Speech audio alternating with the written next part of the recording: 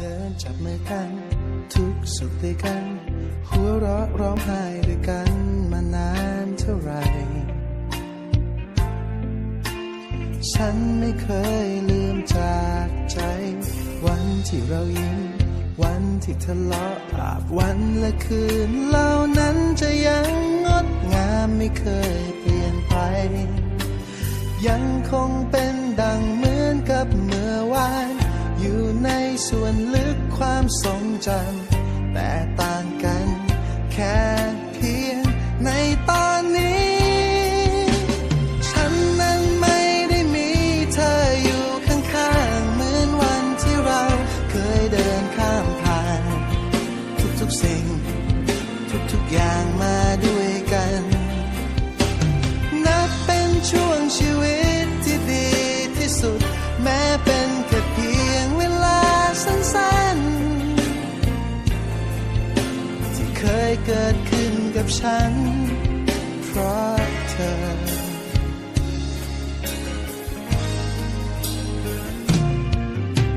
เพลงและของขวัญ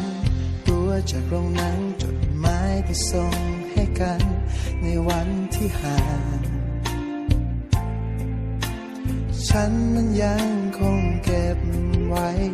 วันที่ในลาถ้อยคำที่ปลอบใจภาพวันและคืนเหล่านั้นจะยังงดงามไม่เคยเปลี่ยนไปยังคงเป็นดังเหมือนกับเมื่อวานอยู่ในส่วนลึกความทรงจำแต่ต่างกันแค่เพียงในตอนนี้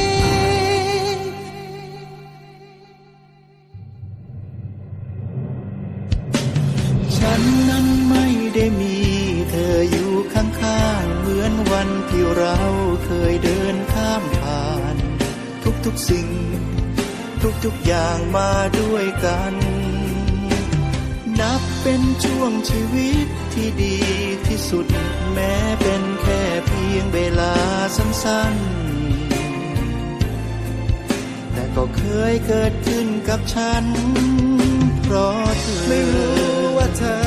ไม่รู้ว่าจะได้ยินเพลงนี้หรือยังอยากจะให้เธอช่วยมารับฟังว่าฉันนั้นคิดถึง